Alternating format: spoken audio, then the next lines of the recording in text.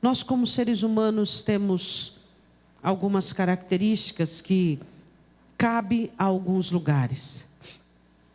Quando você vai para uma festa, até a sua vestimenta te identifica como tal. Quando você vai trabalhar, assim por diante. Mas quando nós estamos na presença de Deus e nós buscamos a face do Senhor, nós temos que ter algumas características. Coração aberto, quebrantado. Coração movido, coração totalmente envolvido com as coisas de Deus. É o mínimo que nós podemos fazer. Amém? Eu quero que você abra comigo a sua Bíblia no livro de Apocalipse, capítulo 2, versículo de número 18. Apocalipse, capítulo 2, versículo 18. Vamos oferecer ao Senhor aquilo que lhe é devido, todo temor, toda seriedade, todo envolvimento. O maior envolvimento que você deve ter na sua vida é quando você está diante do Senhor. Ele é o maior compromisso seu. Ele é o grande amor e único amor da sua vida. Apocalipse capítulo 2, versículo 18. Todos acharam? E ao anjo da igreja de Tiatira escreve: Isto diz o Filho de Deus, que tem seus olhos como chama de fogo e os pés semelhante ao latão reluzente. Eu conheço as tuas obras e o teu amor, e o teu serviço, e a tua fé, e a tua paciência, e que as tuas últimas obras são maiores, são mais do que as primeiras. Mas algumas poucas coisas tenho contra ti, que deixas Jezabel, mulher que se diz profetiza, ensinar e enganar os meus servos, para que forniquem e comem dos sacrifícios da idolatria. E dei-lhe tempo para que se arrependesse da sua fornicação, e não se arrependeu. Eis que a porei numa cama, e sobre os que adulteram com ela virá uma grande tribulação, se não se arrependerem das suas obras. Ferirei de morte os seus filhos, e todas as igrejas saberão que eu sou aquele que sonda os rins e os corações, e darei a cada um de vós segundo as vossas obras. Mas eu vos digo a vós e aos restantes que estão em Tiatira, a todos quanto não têm esta doutrina e não conheceram, como dizem, as profundezas de Satanás, que outra carga não vos porei. Mas o que tendes, retende-o até que eu venha. E ao que vencer e guardar até o fim as minhas obras, eu lhe darei poder sobre as nações, e com vara de ferro as regerá, e serão quebradas como vasos de oleiro, como também recebi de meu Pai. E dar-lhe-ei a estrela da manhã. Quem tem ouvidos, ouça o que o Espírito diz às igrejas. Podemos assentar.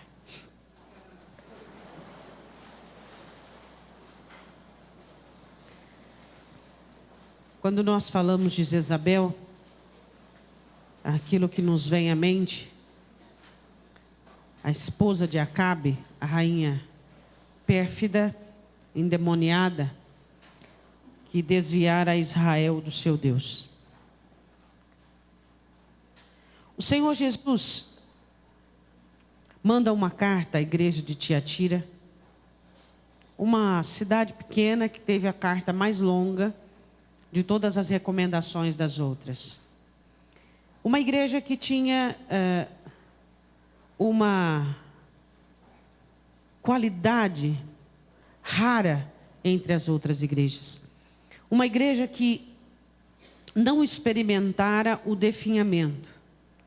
Uma igreja que ia de mais ou menos para bom, de bom para melhor, de melhor para ótimo, na questão das obras, na questão do zelo, na questão do amor.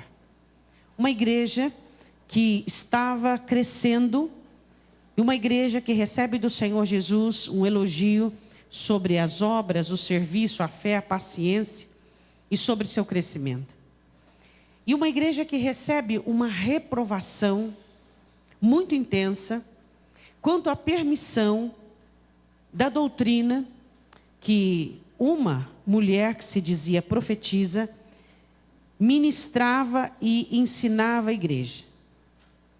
A igreja de Tiatira estava sofrendo com os ensinamentos dessa mulher, porque ela ensinava a igreja de Tiatira a adequação ao mundo.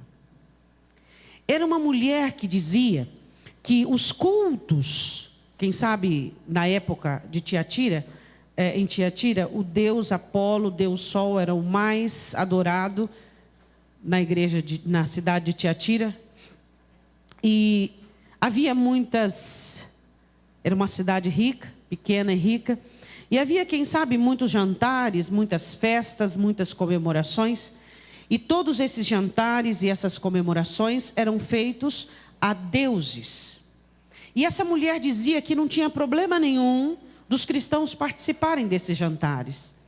Que não havia problema nenhum dos cristãos estarem no meio disso tudo. E começava um café, começava um jantar, começava um almoço. E, consequentemente, ia-se às práticas imorais, que era a fornicação. Então, eu gostaria que você olhasse a igreja de Tiatira como uma igreja que tinha amor uns pelos outros, como uma igreja que tinha fé, que tinha paciência, que tinha obras, uma igreja totalmente ativa. Imagina hoje uma igreja ativa, uma igreja que trabalha, uma igreja que socorre os seus, uma igreja ótima para se frequentar. Mas uma igreja em que havia alguém que disseminava uma doutrina universalista. Uma doutrina que nós, como cristãos, não podemos ficar ultrapassados. Que nós devemos sim participar de tudo aquilo que evolui, de tudo aquilo que o mundo declara. Que nós temos que participar, nós temos que estar envolvidos, nós não podemos ficar de fora, nós não podemos ser um povinho retrógrado, careta, um povinho ultrapassado. Jezabel pregava, essa mulher, provavelmente o nome dela não era Jezabel, mas é que o espírito de Jezabel estava sobre ela, porque o nome de Jezabel significa, Baal é príncipe.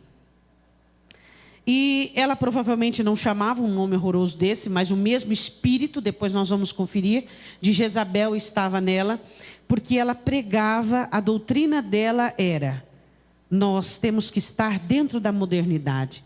Nós temos que estar no meio desse universo. Diga comigo, universalismo. É o que está acontecendo hoje em dia. A igreja, ela está se adequando ao mundo e pouco a pouco as diferenças estão sumindo. Você observa que não existe mais diferença de um cristão com uma pessoa ímpia. O cristão se sente ultrapassado, se sente atrasado ou perdendo quando ele não está no meio. Qual é o problema de eu participar de um show?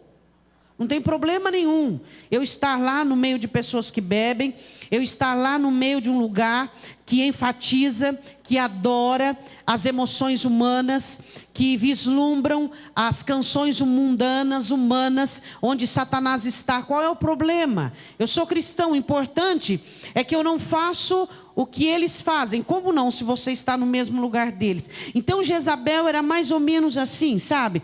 Ela pregava essa universalidade, que o cristão, ele tinha que estar a par, ele tinha que estar dentro das modernidades, porque era uma igreja que se situava numa cidade rica, numa cidade que estava marchando para a modernidade. Então Jezabel estava colocando essa doutrina, levava o povo à adequação com as práticas imorais da época, para que a igreja não ficasse ultrapassada, levava o povo a acreditar que não tinha nada de mais em participar do que o mundo oferecia. E esse é o espírito de Jezabel.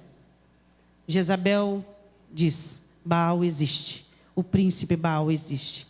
Existe ou não existe? Existe. Eu quero que você vá comigo em 1 Reis. Nós vamos falar um pouquinho sobre 3 obras de Jezabel. E 3 obras do espírito de Jezabel nos dias de hoje. 1 Reis, capítulo 18.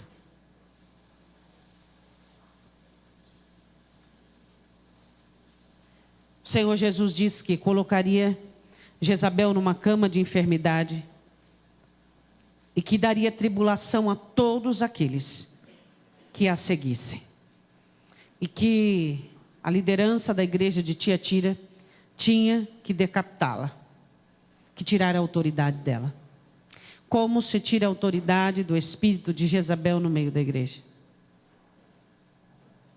Como é que este espírito está agindo nos dias de hoje? Quais são as obras deste espírito? Em uma igreja tão moderna, em uma igreja de porta larga como nós estamos vendo, em uma igreja tão permissiva, em uma igreja que não é agressiva. A igreja do Senhor Jesus, a característica principal dela é ser agressiva. Ela derrubará as portas do inferno. Hoje a igreja não derruba nem tiririca, que já nasce deitada, que dirá derrubar as portas do inferno, meu irmão.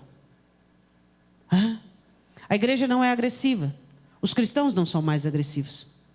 Somos dominados por uma conivência, por uma apatia, por um marasmo, onde nós olhamos e observamos as coisas e tudo está ficando natural para nós. Tudo está caindo dentro de uma normalidade.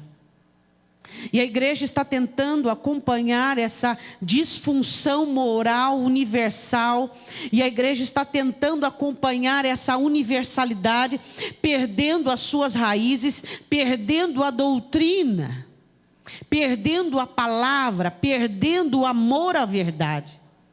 O espírito de Jezabel, a primeira coisa que ele ataca é a unção profética da igreja. Diga comigo, a unção profética.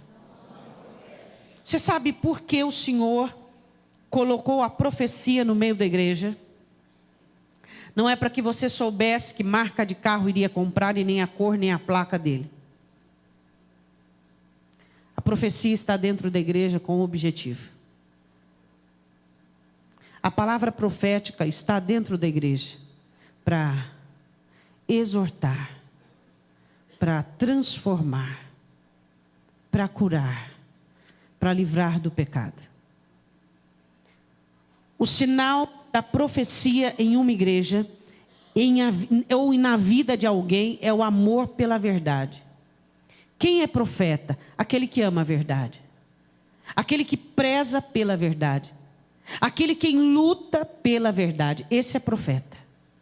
O profeta é aquele que sente náuseas quando olha, quando está diante de algo errado. É impossível detê-lo, é impossível comedi-lo. Ele é tomado por uma força maior do que ele, maior do que o racional dele, e ele impõe aquilo que está escrito. Esse é o profeta. Diga amém.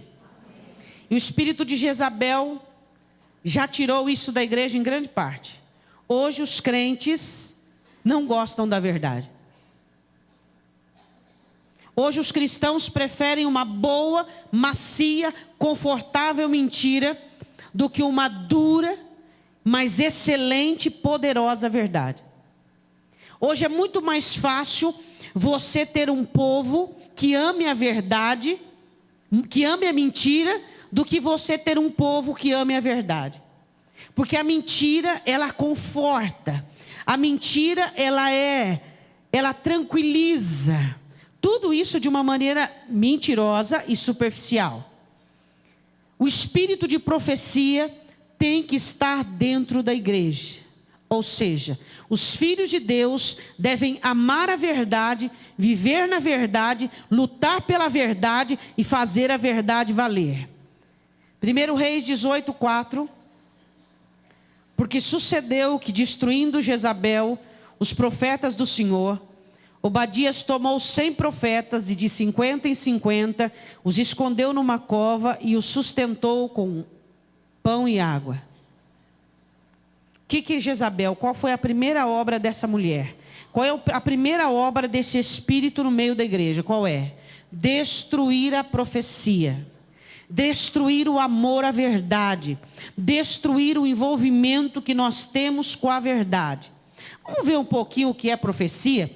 Porque, infelizmente, até isso deturparam. Profecia é um dom maravilhoso. E as pessoas acham que profecia é alguém chegar para você e dizer: assim diz o Senhor, que você está sofrendo muito, mas que o Senhor é contigo. Oh, para aí. Que é profecia? Assim, você está sofrendo muito porque você deu brecha nisso, nisso e nisso, e você pecou nisso, nisso e nisso. Se você não se arrepender, tua cabeça vai rolar. Isso é profecia.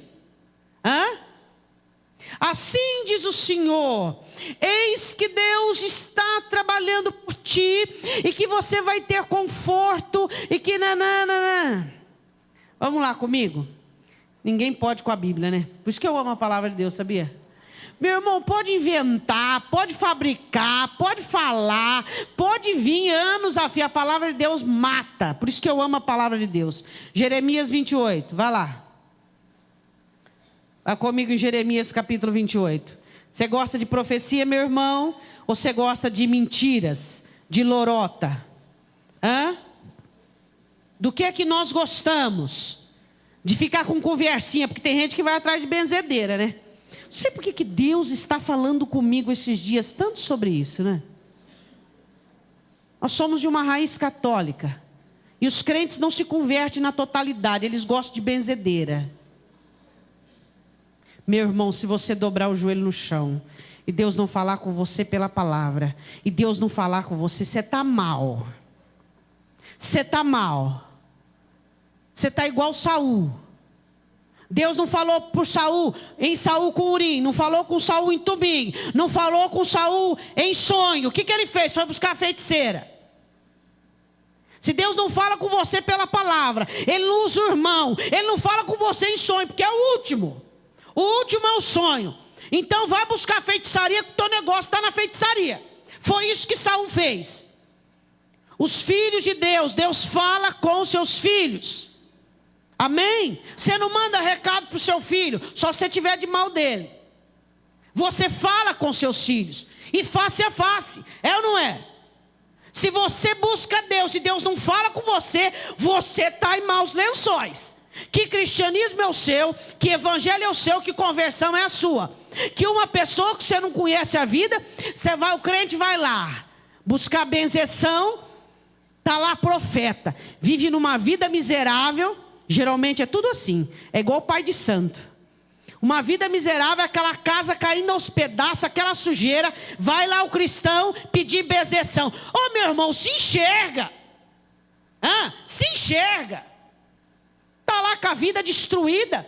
Está amaldiçoando você, mas bem feito, tem que amaldiçoar mesmo. É ou não é?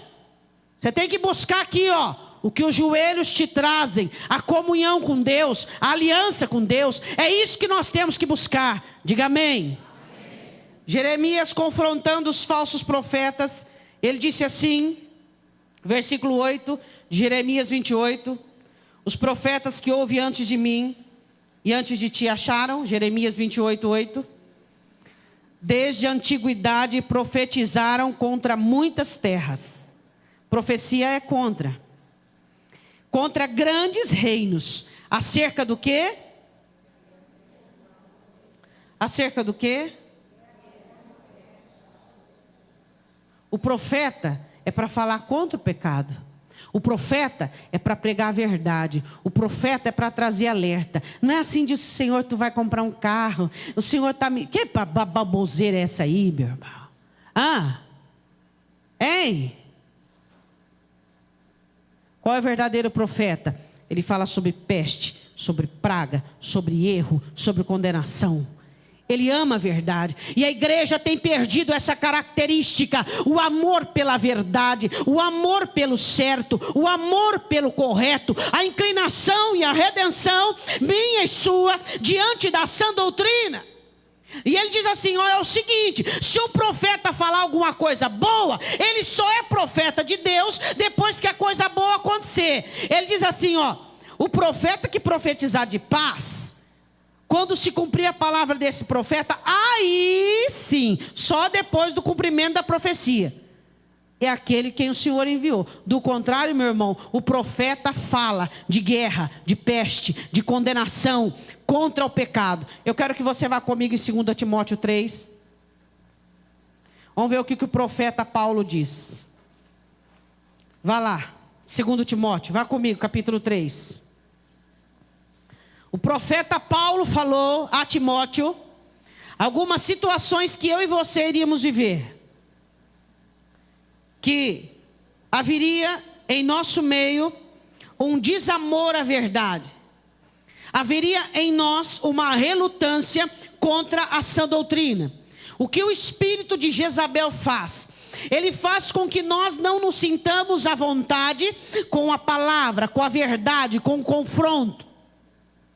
2 Timóteo capítulo 3, todos abriram? Sabe, porém, isto que nos últimos dias, são estes dias, sobrevirão tempos trabalhosos, eu que o diga. Porque haverá homens amantes de si mesmos. Isso é uma profecia. Avarentos, presunçosos, que acha que é quando não é. Soberbos, blasfemos, desobedientes a pais e mães, ingratos, profanos, sem afeto natural, irreconciliáveis, caluniadores, incontinentes, cruéis, sem amor para com os bons, traidores, obstinados, orgulhosos, mais amigos dos deleites do que amigos de Deus. Seja bem-vindo à situação contemporânea. É isso aqui. Paulo avisa Timóteo que a igreja nos últimos dias seria assim. Olha aí. É isso aí.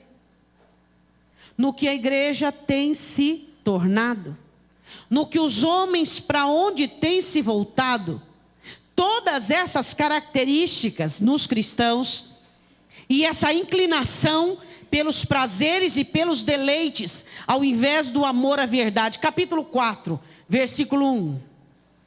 Conjuro-te, pois, diante de Deus e do Senhor Jesus Cristo, que há de julgar os vivos e os mortos na sua vinda e no seu reino, que pregues a palavra, inste a tempo e fora de tempo, redarga, repreenda, exorte com toda longanimidade e doutrina, porque virá tempo em que não suportarão a sã doutrina, mas tendo comichão nos ouvidos, amontoarão para si doutores conforme as suas próprias concupiscências. O que é que Paulo está dizendo a Timóteo? Que haveria um tempo em que os crentes não iriam gostar da verdade, não iriam gostar da sã doutrina, iriam buscar uma doutrina perniciosa, contaminada, onde tudo é permitido, onde pode, qual é o problema? Qual é o problema fazer isso? Ah, mas a Bíblia diz, não ameis o mundo e o que no mundo? Se alguém ama o mundo, constitui-se inimigo de Deus. Ah, mas isso não tem problema, isso não tem importância. Eu vou à igreja, faço o meu desencargo religioso e eu posso. Qual é a questão? E o incrível que está aparecendo, que não é o problema que Paulo diz, que eu vejo o maior agravante aí, não é o povo querer a falsa doutrina, não é o povo querer essa situação adequada ao mundo, é que seriam também pastores que pregariam conforme o querer e o desejo do povo. Isso é que é o pior. Aí ele diz assim: e desviarão os ouvidos da verdade, voltando às fábulas. Fábula, conto que se conta, imaginação, mentiras, coisas que se inventam, mitologia. Vai lá no teu dicionário e procura que você vai ver. Fábulas, coisas que se inventam, coisas que se contam. Quanta coisa, você que já está há algum tempo no Evangelho, modernismo passou pelo Evangelho, é ou não é? Quanta coisa. Grudar na parede, cair para trás, cair para frente, cair do lado, cair à direita, cair à esquerda. A igreja não melhorou em nada, é ou não é? Hã? É ou não é? Dormir no Senhor, dorme, repousa no Senhor. Aí ficava lá estirado. Quanta coisa passou. E a igreja? Cada vez pior. Cada vez menos desejando a verdade, cada vez mais distante da doutrina, cada vez mais distante daquilo que Deus tem. Você não precisa de movimento. Nós precisamos de atitudes que nos identifiquem como cristãos. É isso que nós precisamos. Ah, movimento tal, movimento tal, movimento tal. Jesus vai voltar e você vai estar em qual movimento? Essa é a grande pergunta. O que nós precisamos é ter raízes, é estarmos alicerçados aonde? Na rocha que é Cristo. Paulo diz: amontoarão para si mestres, segundo a sua concupiscência, porque terão coceiras em seus ouvidos, vão gostar dos seus discursos, das suas fábulas, não amarão a verdade, abandonarão a verdade. O espírito de Jezabel tem matado o espírito de profecia da igreja. É raro existir na igreja pessoas que amem a verdade e ofereçam e doem a sua vida pela verdade. Hoje em dia é caminho paralelo, doutrina paralela, é quase, mas não é, mas parece, tá bom. Discípulos de quem? De Caim. Eu ofereço isso. Se o Senhor não quer problema do Senhor, vou me irritar, vou ficar nervoso, vou sair dos teus caminhos, vou parar de orar, vou sair da igreja. A questão que nós precisamos entender é que o espírito de Jezabel está sobre a igreja, atacando a igreja, fazendo com que as pessoas se sintam mais confortáveis, mais à vontade, com meias verdades ou com verdades paralelas. A verdade paralela não salva, as meias verdades não salvam. Quem salva é Jesus. Ele diz: eu sou a verdade, e não uma verdade ou uma das verdades, Ele é a verdade. E você não pode perder esse espírito de profecia, você não pode perder esse amor à verdade, esse prazer, esse gosto de saber que você deixou o mundo, deixou as coisas lá fora, e você está dentro de uma igreja, e o próximo destino seu é o céu. Você precisa entender isso, porque se você for para frequentar uma igreja e ir para o inferno, vale a pena, meu irmão? Não vale a pena. Quantos frequentadores da igreja não ouvirão naquele dia?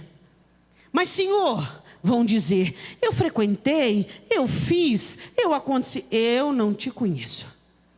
Não coloquei mesa para você, não me assentastes na minha mesa, não comestes comigo, não dividistes a vida comigo, não amastes a verdade. Mas Senhor, eu fazia tudo que a igreja mandava. Mas quem disse que a igreja é sua senhora? Eu sou o seu senhor. Só porque você estava dentro da instituição eclesiástica, você tinha que estar dentro dela e em mim. É isso que você precisa e que nós precisamos entender. Você tem um espírito de profecia, meu irmão? Você ama a verdade ou você é um brasileiro espiritualmente? Que dá um jeitinho para tudo, deixa tudo para a última hora. Eu tenho a impressão que aquelas 5 virgens nécias devia ter alguma raiz latina. Você não acha? Porque dizem que brasileiro deixa tudo para a última hora. Eu acho que aquelas 5 virgens devia ter alguma raiz latina. Deixar tudo para a última hora, deixar tudo para o último momento. Sem óleo, sem arrebatamento, sem precaução, sem prudência, sem arrebatamento, sem céu, sem nada. E o que eu estou fazendo, o que você está fazendo, devemos buscar o quê? O espírito de profecia. Eu quero que você vá comigo em 1 Coríntios capítulo 14. Paulo falando sobre os dons de línguas e profecia, ele diz assim no versículo de número 3. Para que serve a profecia? Para edificação, para exortação e consolação. Você é um profeta na vida do seu irmão? Você olha para ele e você diz assim: para de ir atrás de benzedeira. É ou não é? Para de ir atrás de benzedeira. Se você mostra essa futilidade, se você mostra que você não tem firmeza, se você mostra que você não tem precedente, como é que você vai para o arrebatamento, meu irmão? Veja o que está escrito em 1 Coríntios 14, 3.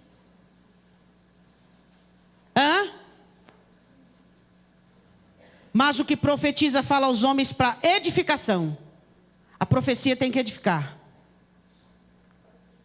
Fala para exortação e para consolação.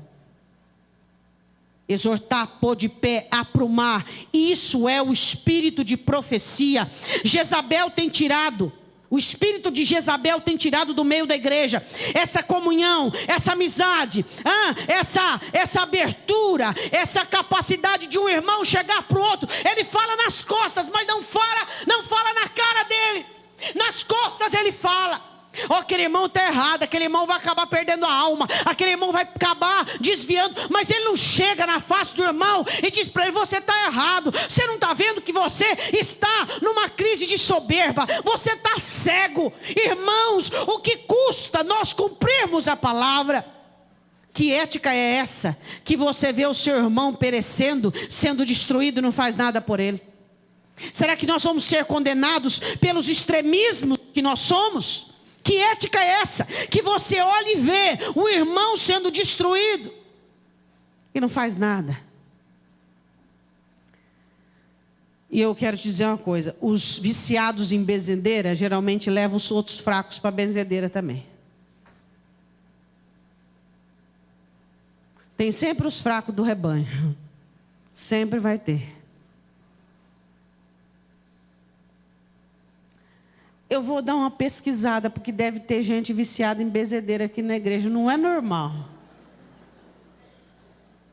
Eu vou colocar o meu joelho no chão e falar: Senhor, mostra, porque eu preciso exortar isso aí. É ou não é?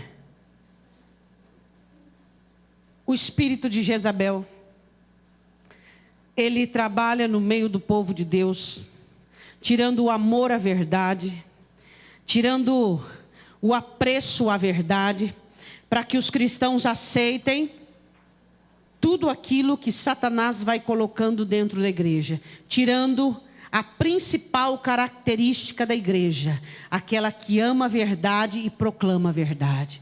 A principal característica nossa é que amamos a verdade, professamos, declaramos e vivemos pela verdade. Esse é o espírito de profecia, que nos faz dar a vida pela verdade da palavra de Deus. Segunda ação deste espírito de Jezabel. 1 Reis, vá lá comigo, capítulo 19.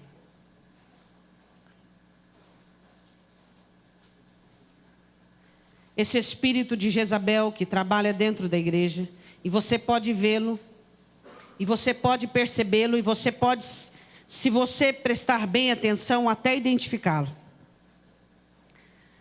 Ele trabalha naqueles que estão passando momentos difíceis também, para fazer com que eles sejam convencidos, se sintam fracassados, se sintam desmotivados, se sintam sozinhos. Preste bem atenção.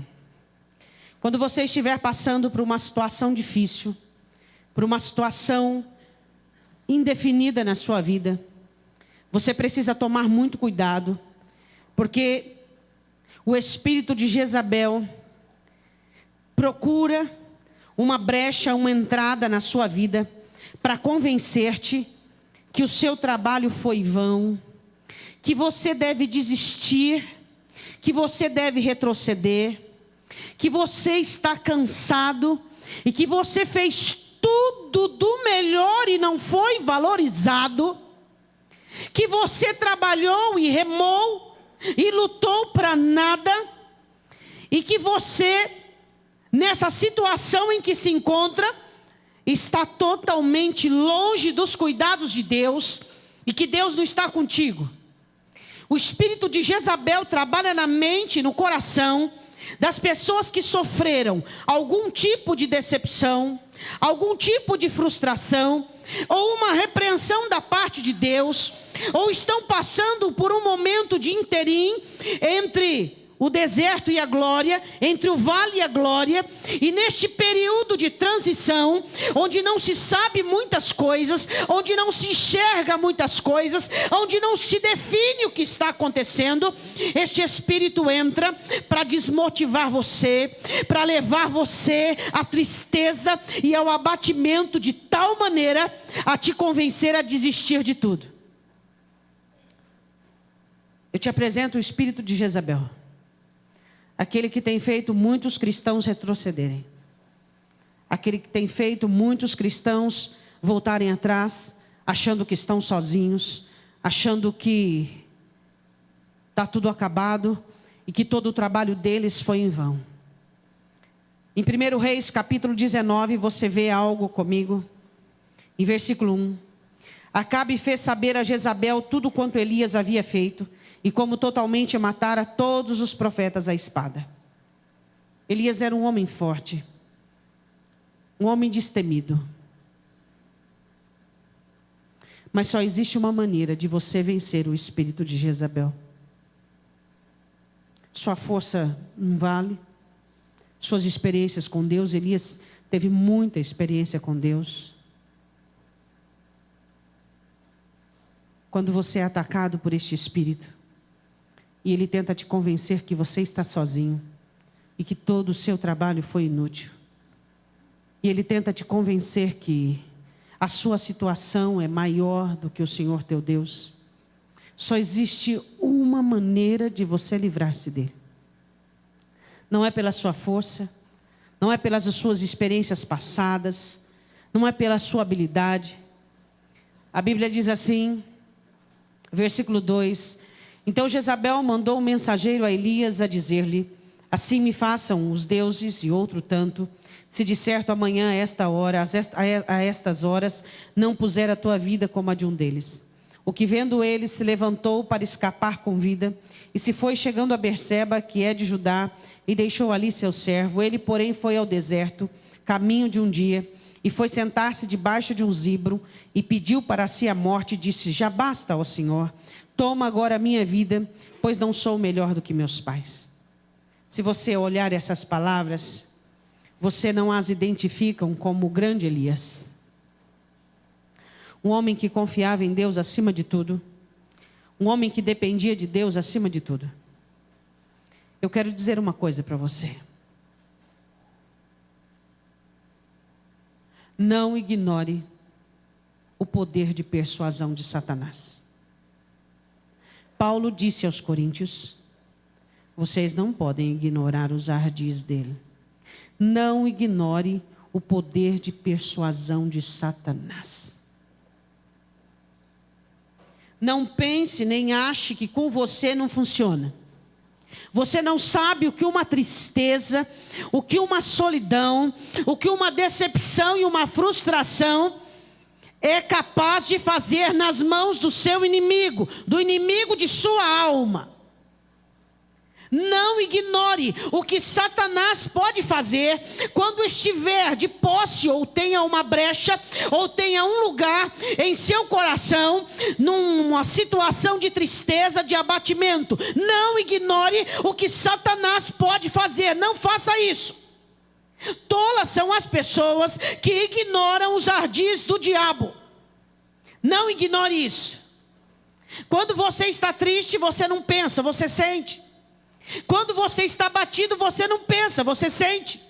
Quando você está frustrado, decepcionado, cansado, desmotivado, sentindo-se vazio, sozinho, achando que todo o seu trabalho foi vão, achando que Deus não tem mais interesse em você, por causa da sua situação, você está à mercê de indução satânica. Então não ignore o que o diabo pode fazer com isso. Elias, naquele momento, fala com Deus. E ele retrata e relata aquilo que sentia. Deus não o levou para o deserto. Elias caminhou para o deserto porque queria ficar sozinho. Quando você está em situações de sofrimento, de uma situação terrível, você mesmo encaminha a sua alma para o deserto, para a solidão. Este é o primeiro erro. Estar sozinho, isolar-se, achar que as pessoas estão te olhando, achar que as pessoas estão te cobrando, achar que as pessoas estão te rotulando, mesmo se estiverem, você tem que lutar e ficar socialmente no meio do povo. O deserto é um lugar ótimo, quando você mesmo se encaminha ao isolamento, para que Satanás faça cabeça, coração, corpo, mente e sua cova. Não se isole.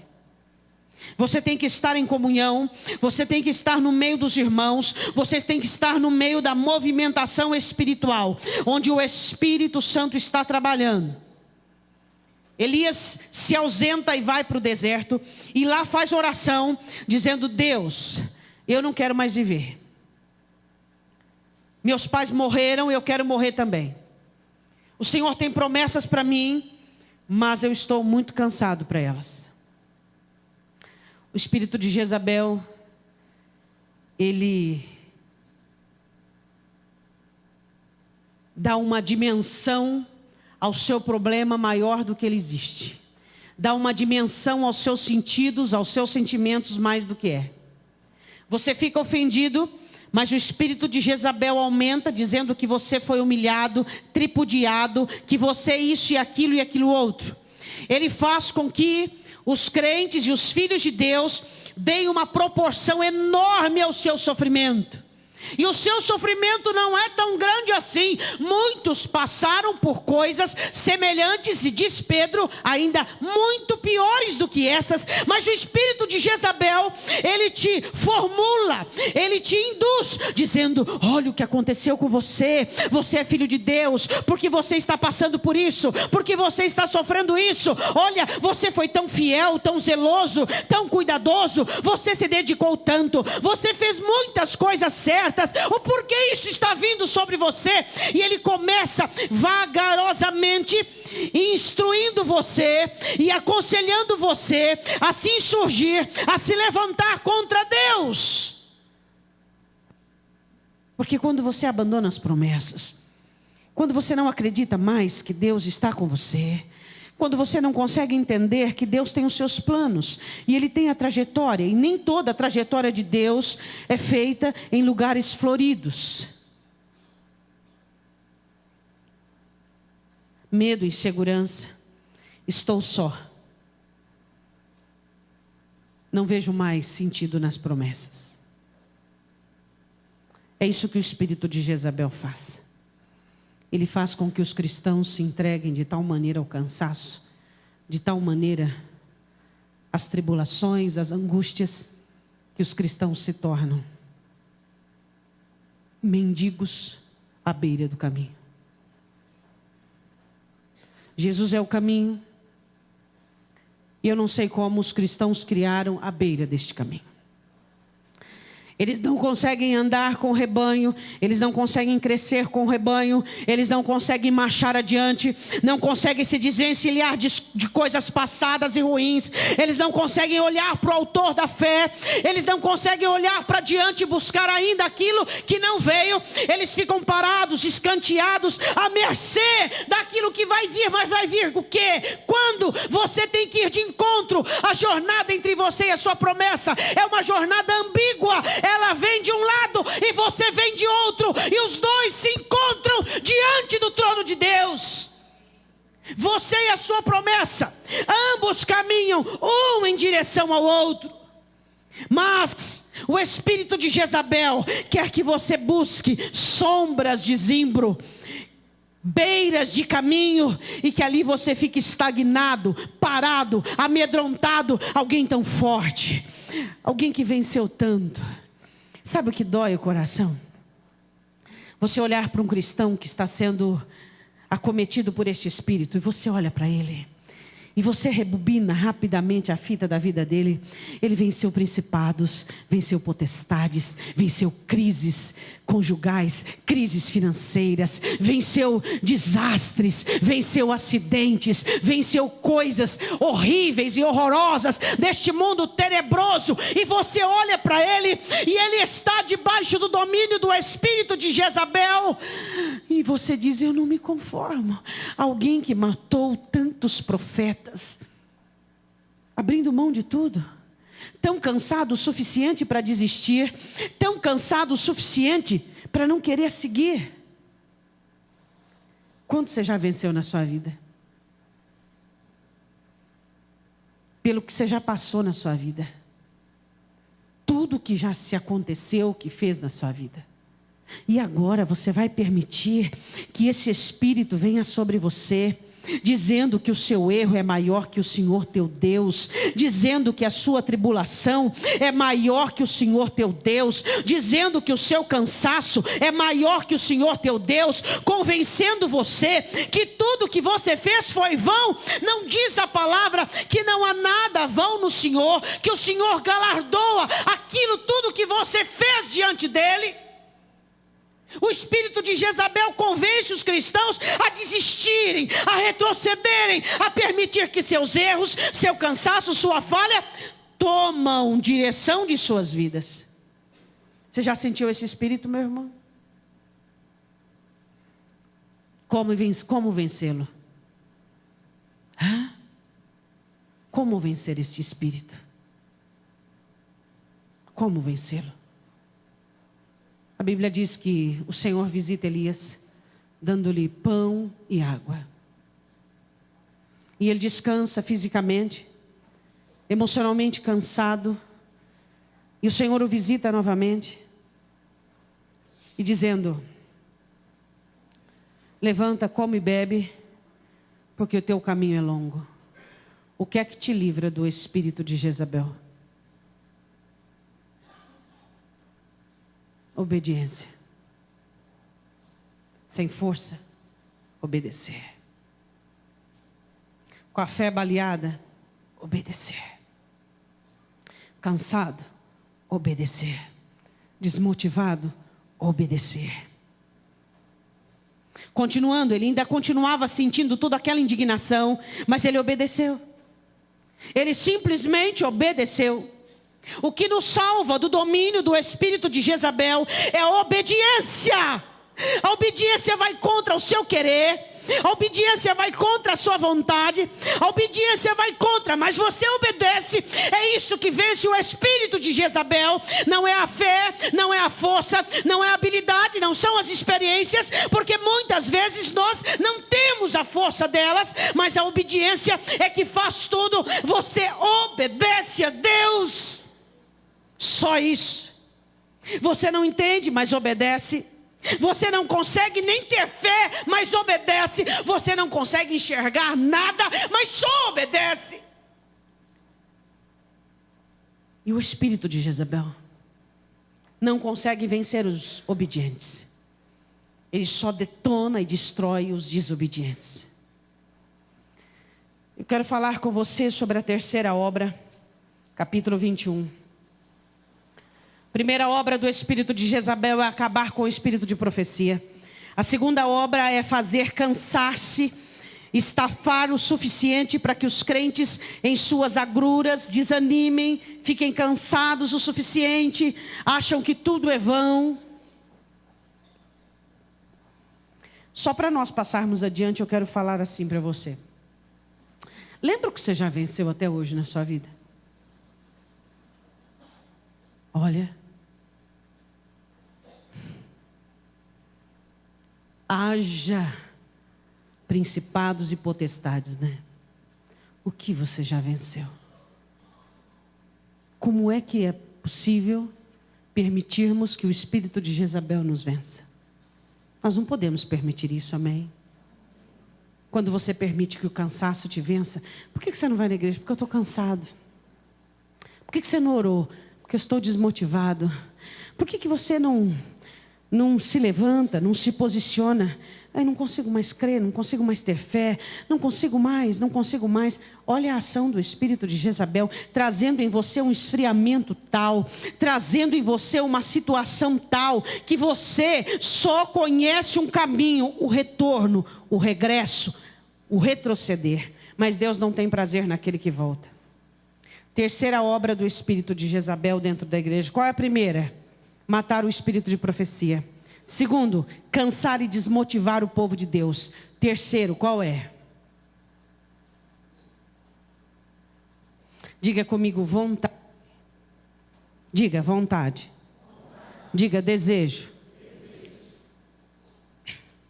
A palavra do Senhor diz que quando nós nos convertemos, nós rendemos aos pés de Cristo todo o nosso desejo, toda a nossa vontade, renunciamos a nós mesmos. E aí aprendemos a fazer a oração de João Batista, que nós diminuamos para que Cristo cresça. Amém. O espírito de Jezabel prega o contrário. A doutrina de Jezabel é: você tem desejo, você tem vontade, você tem que fazer o que você tem vontade. Deus não anula a sua personalidade, Deus não anula os seus desejos, e assim vai adiante.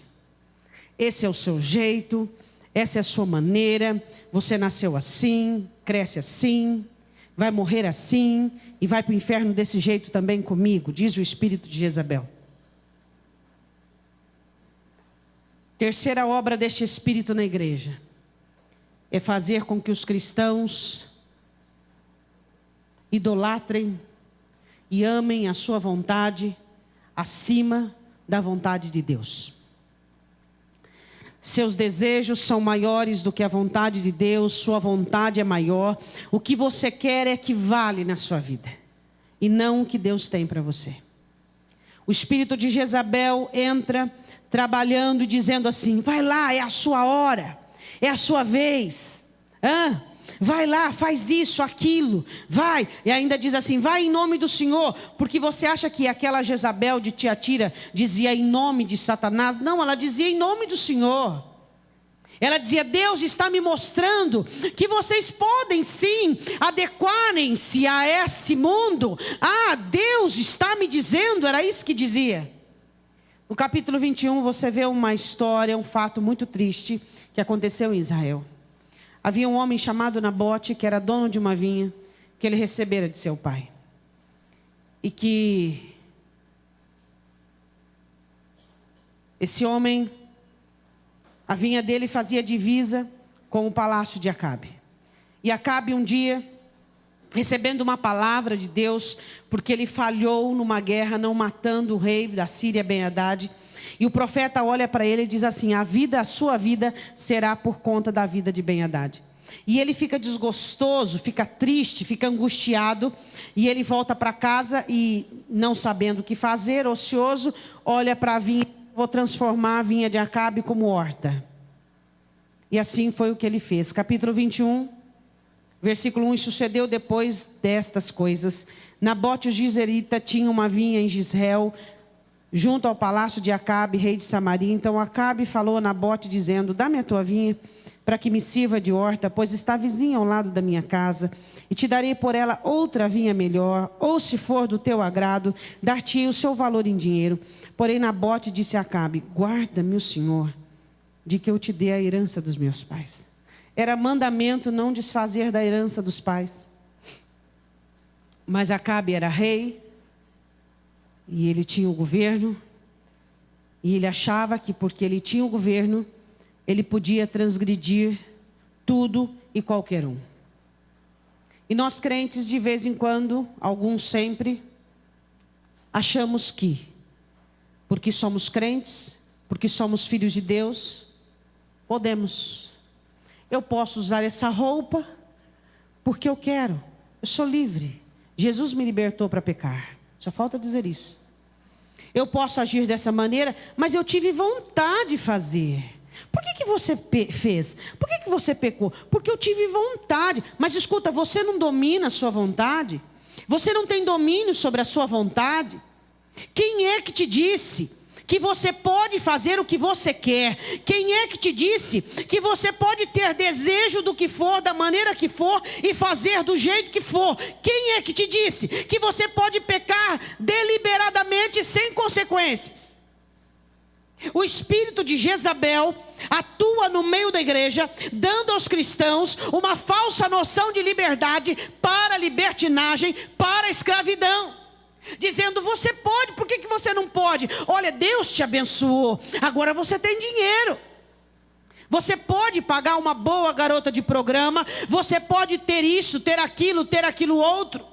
Você pode, você tem dinheiro para isso, você tem recursos para isso. Por isso que Jesus, às vezes, nós não entendemos, né? Ele diz que quanto menos condição, mais perto do céu. Quanto mais condição, mais longe do céu. Quando ele disse isso, que vai ser muito difícil um rico entrar no céu. Por quê? Os ricos confundem. bênção com libertinagem, com coisas deliberadas. Não, eu posso fazer. Por que eu não posso? Eu posso fazer. O espírito de Jezabel, ele entra na vida dos cristãos, dando força à vontade, ao desejo. Você pode, você quer, você faz. Deus te abençoou, vai lá e faz. Depois você pede perdão. Qual é o seu pecado? Quais são os seus hábitos, os seus vícios? Quais são os seus erros? Por que a sua vida ainda não está acertada na doutrina de Deus? O que é que Jezabel, esse espírito, tem dito a você, tem convencido você? Quando é que você vai acertar a sua vida dentro da doutrina? Quando é que nós vamos colocar os nossos corações à disposição do Espírito Santo de Deus e não sofrermos mais consequências por causa do desejo? Israel teve essa experiência, que brote atavá, sepulcros dos desejos. Seu desejo pode te levar para a morte. Sua vontade pode te levar à destruição. Aí você diz assim: eu tenho necessidades. Porventura o seu Pai Celestial que te vê em secreto não sabe do que você precisa? Quando você peca porque você tem uma necessidade, você está dizendo que Deus não é capaz de saná-la. Deus não é capaz de te abençoar. Por que você pecou? Eu pequei porque eu tenho uma necessidade. Então você está dizendo que o Deus que te vê não sabe que você precisa, e você foi agir ilicitamente, ilegalmente, para ter aquilo a qualquer custo? O que é que o espírito de Jezabel faz? Abaixa o caráter e a moralidade, a mediocridade da igreja. Dá uma desacentuação. Aí eu tive vontade. Por que você fez isso? Aí eu tive vontade, foi assim, sabe, na hora, uma coisa assim. Por que você fez aquilo? Aí eu senti desejo. Espera um pouquinho. A Bíblia diz que nós somos guiados pelo Espírito Santo de Deus, e por isso nossa inclinação não é para a carne, mas para a doutrina, para o mandamento e para a vontade de Deus. O espírito de Jezabel faz com que você se incline para a carne, se incline para a carne, se incline para a carne, até você cair nas valas, nas covas que ela tem para você. Quais são os pecados da carne? Quais são os erros? Você não sabe? Claro que sabe. Qual é o seu pecado? Prostituição? Por meio de internet, por meio do quê? De celular, por meio de cobiça, adultério? Qual é a sua vontade? Quais são os seus desejos? Qual é a sua concupiscência?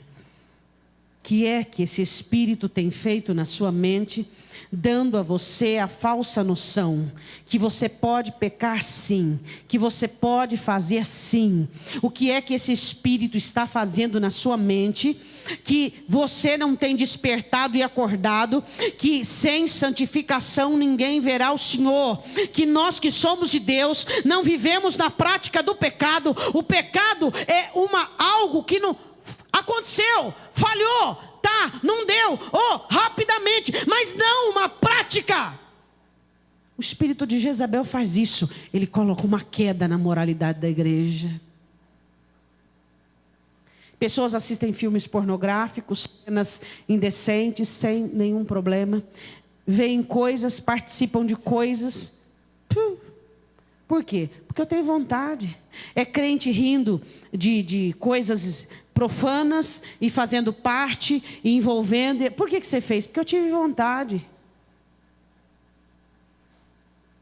Este espírito de Jezabel fortalece a sua vontade, fortalece os seus desejos, para que você fira a pessoa mais decente, mais excelente, mais perfeita, mais amiga que você já conheceu na vida, que é o Espírito Santo de Deus. A Bíblia diz assim, versículo 7 do capítulo 21. Então Jezabel, sua mulher, lhe disse: governas tu agora no reino de Israel? Levanta-te, come pão e alegre-se o teu coração. Eu te darei a vinha de Nabote, o Jezreelita. O espírito de Jezabel diz assim: fica triste não. Não fique abatido, não. Não fique sofrendo, não. Eu posso te dar o que você quer. Você quer prazer? Eu te dou.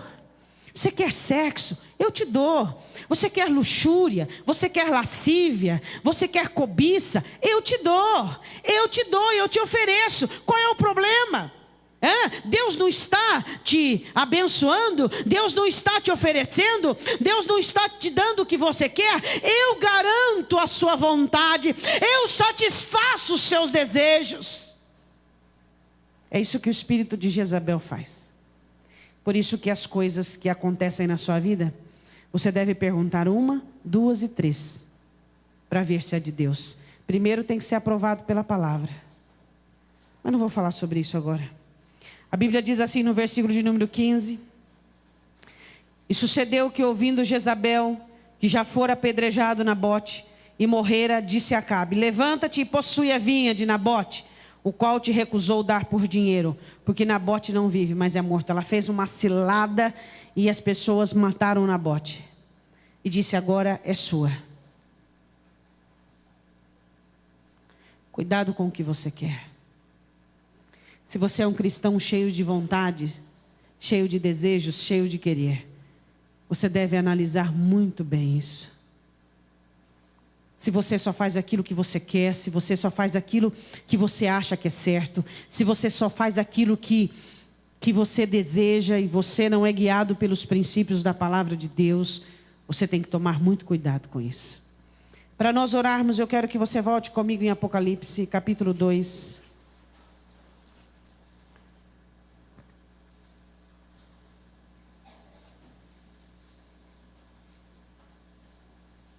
Versículo 20, agora com uma visão mais ampla.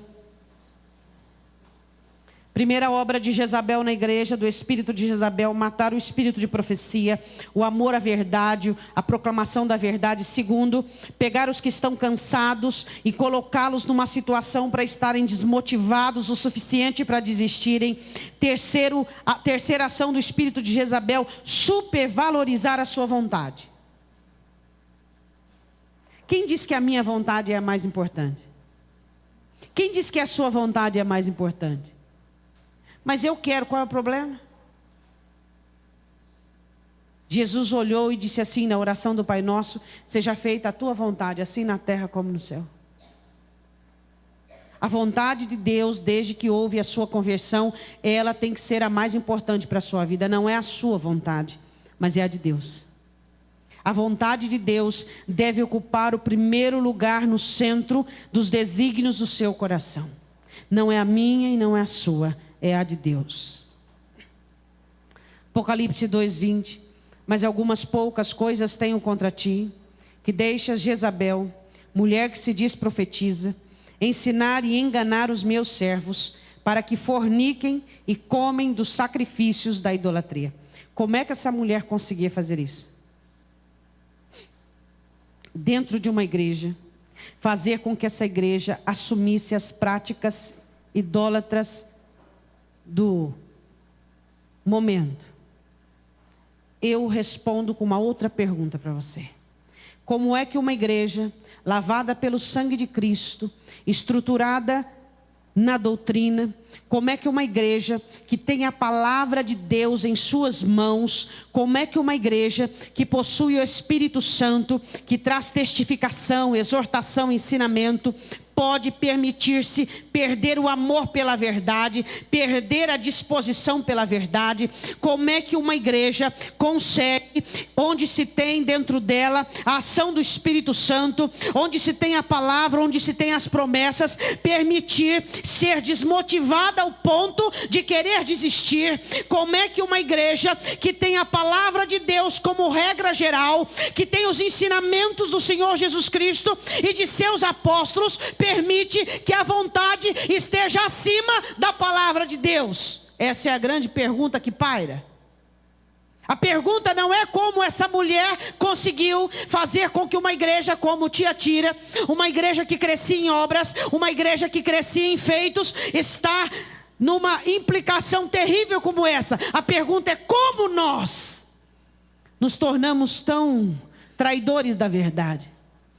como nós nos tornamos tão cansados e cegos ao ponto de acreditar nessa balela satânica e querer desistir e querer retroceder. Como é que nós permitimos que a vontade do nosso coração e do nosso eu esteja acima dos princípios da palavra? Essa é a pergunta que paira. Essa é a pergunta que interessa. Tiatira recebeu a sua exortação. Tiatira recebeu o seu castigo. Como é que nós podemos permitir a ação de tal espírito em nossas vidas? Como é que a igreja da atualidade se permite essa universalidade? Uma igreja salva, uma igreja remida. Como é que um cristão consegue olhar para o pecado como algo natural? Consegue olhar para as obras do diabo nele e não conseguir identificar? Isso é algo satânico.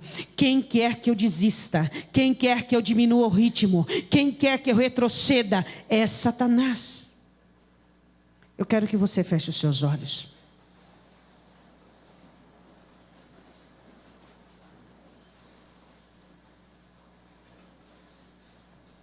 Nós vamos falar com Deus agora.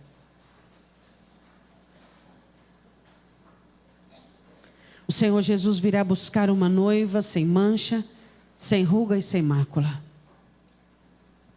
Uma igreja que não dá lugar para o espírito de Jezabel.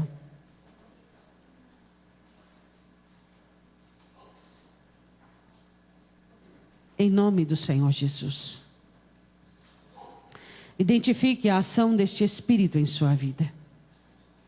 Se você é alguém que a verdade dói, que a verdade te incomoda, que você é alguém que se diz dono de suas verdades, e quando você ouve a verdade, você diz, não é bem assim. Eu tenho a minha cartilha particular. Jezabel fazia isso. Ela tinha uma cartilha paralela. Em nome do Senhor Jesus. Feche os seus olhos.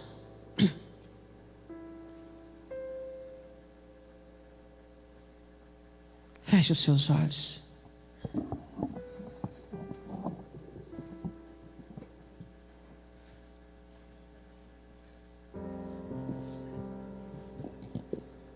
Deus falou conosco. A verdade não é a minha, não é a sua. A verdade é a palavra de Deus.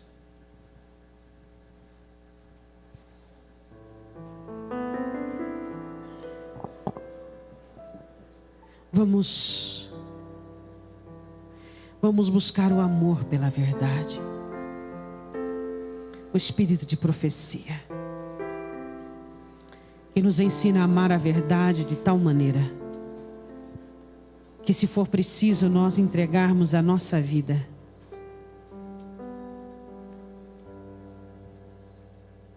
em nome do Senhor Jesus. Identifique qual é a ação deste espírito em sua vida e na sua família. Será que ele está agindo no primeiro plano, onde ele destona a verdade, faz com que você aceite qualquer outra coisa? Ou te pegou cansado, desmotivado e fez com que você acreditasse que Deus está longe de você? Ou então te instigando e te ensinando que a sua vontade tem que valer mais do que tudo?